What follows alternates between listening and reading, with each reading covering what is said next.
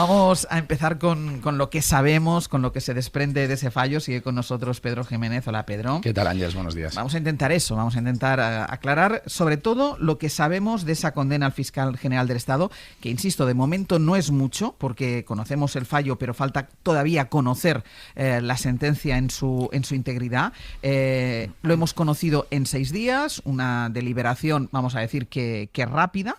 Empezamos por ahí. ¿Qué sabemos de ese fallo condenatorio que inhabilita al fiscal a velocidad récord? Pues sabemos que el Supremo le condena por mayoría al fiscal general del Estado por un delito de revelación de secretos a 2 años de inhabilitación para el cargo, a una multa de 7.200 euros. Además, obliga a Álvaro García Ortiz a indemnizar por daños morales a Alberto González Amador con 10.000 euros y también a pagarle a su abogado. Y como decías a primera hora, Ángel, pues sabemos el qué, pero no sabemos el por qué. Conocemos el fallo, pero no conocemos los argumentos. Y esto no es habitual en el Supremo porque no suele hacer spoiler.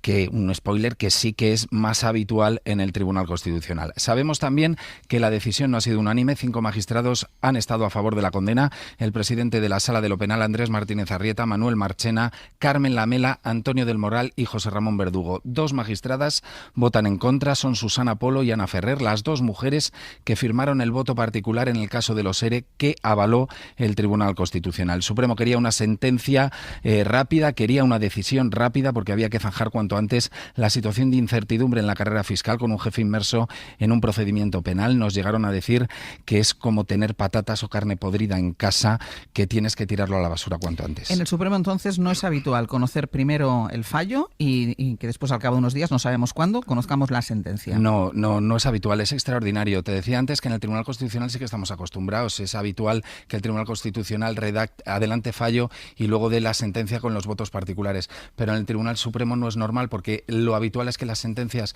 sean por unanimidad. También es extraordinario que se haya roto en 2 el tribunal como ocurre en este caso, pero es que además estamos ante una sentencia de una trascendencia jurídica y política sin precedentes, Ángeles. Entonces, ¿y hay alguna explicación del por qué han anunciado el fallo y después la sentencia? Hay una explicación. La primera, que querían una decisión rápida, y la segunda, que hubo un cambio en la ponencia de la sentencia, que inicialmente era para Susana Polo, que está encuadrada en ese sector progresista. Con ese cambio de ponencia, el tribunal tuvo miedo de que se filtrara el cambio de ponencia y los periodistas dedujéramos que esto era porque sentencia iba a ser condenatoria.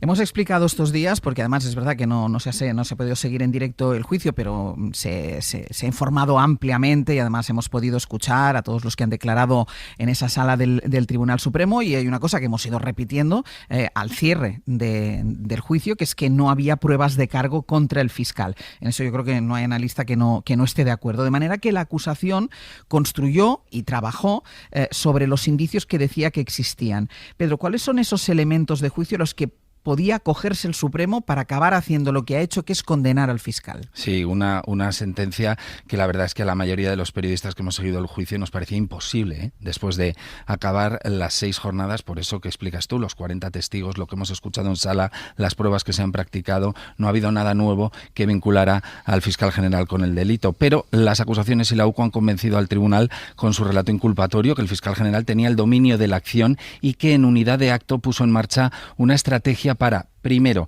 filtrar el correo en el que el novio de Ayuso admitía sus delitos y después sacar una nota de prensa de desmentido que era algo así como lo que le daba la puntilla. Así lo explicaba un agente de la UCO. El dominio de toda esa acción corresponde al fiscal general del Estado. Es decir, él, como es normal, la Fiscalía es una institución jerarquizada y él da instrucciones. Esa nota de prensa, dijo el abogado de Alberto González Amador, puso el sello institucional al reconocimiento del delito y convirtió a su cliente en moneda política. El fiscal me ha matado, declaró el comisionista. Yo pasé a ser el delincuente confeso del Reino de España. O sea, estaba muerto. O sea, pero era el delincuente. O sea, el señor García Ortiz, el fiscal general del Estado, me había matado públicamente. O sea, me había destrozado por completo. O sea, no había opción. De hecho, lo que yo intuía me lo confirmó Neira. Me dijo, la presunción de inocencia se ha roto. Y en ese relato había que desacreditar a los periodistas que declararon que conocieron o manejaron el correo antes de que lo tuviera García Ortiz. ¿Cómo podemos acogernos al secreto profesional? No hay que creerse a pies juntillas lo que digamos. Esta es su tesis. No hubo piedad, especialmente contra el periodista que firma la información que contaba la verdad, que fue González Amador quien propuso el pacto para no ir a juicio por delitos fiscales. Este era el periodista de la SER, Miguel Ángel Campos. Las manifestaciones de don Miguel Ángel Campos sobre su tenencia del documento antes de las 23 horas carecen de capacidad probatoria alguna. Bastaría para dejar impune cualquier revelación. No tenía autorización y la obtuve después. Así de sencillo. Ya lo tenemos. La penicilina. Veremos en la sentencia cómo los magistrados sortean estos testimonios de periodistas que declararon como testigos con obligación de decir verdad. Y ayer os escuchaba tanto a vosotros como a los expertos que estuvieron ayer en esa edición especial de Hora 25, ahora hablaremos también con alguno. Claro, una de las claves puede ser que al final el motivo del juicio no sea tanto la filtración como la nota de prensa, pero la nota de prensa no era el motivo del juicio, ¿no? La nota de prensa ha entrado y ha salido, estaba haciendo la goma durante todo el procedimiento. Es el origen del procedimiento, sí. Ángels. El Tribunal Superior de Justicia de Madrid admite una querella por esa nota de prensa que presenta el novio de Isabel Díaz Ayuso. Pero cuando el caso pasa al Tribunal Supremo, porque Álvaro García Ortiz públicamente se autoinculpa de todo lo que ocurre, como es aforado, el asunto pasa al Tribunal Supremo, la Sala de Admisiones dice que se ha superado aparentemente, y este detalle esta es la palabra, aparentemente, la actividad delictiva de esa nota de prensa, que aparentemente no revelaba información que no debiera de revelar. ¿Qué pasa? Que durante la instrucción el juez Ángel Hurtado fija el objeto del procedimiento ante las continuas preguntas por parte de las defensas. En un interrogatorio al teniente fiscal Diego Villafañe, como investigado, fija el objeto del proceso. Y Ángel Hurtado dice, estamos investigando 3 cosas. La publicación de la denuncia contra Alberto González Amador en el diario.es, estamos investigando la filtración del correo electrónico en el que admite los delitos fiscales a la cadena SER y además estoy investigando la nota de prensa.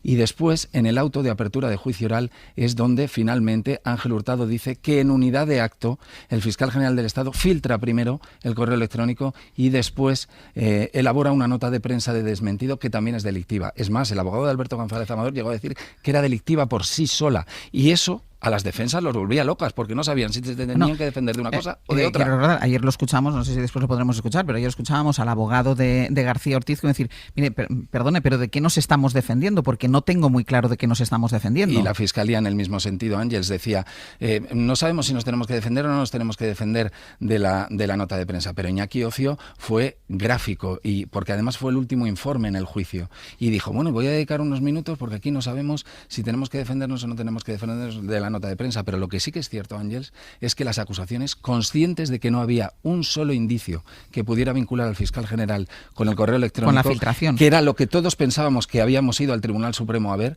pusieron todos sus esfuerzos en la nota de prensa para tratar de conseguir esta sentencia condenatoria. De todas formas, se podrían haber ahorrado el juicio porque la nota de prensa ya asumió el fiscal que era responsabilidad suya. Él asumió que era responsabilidad suya y la directora de comunicación reconoció que el fiscal le dictaba párrafos y que ella la transcribió.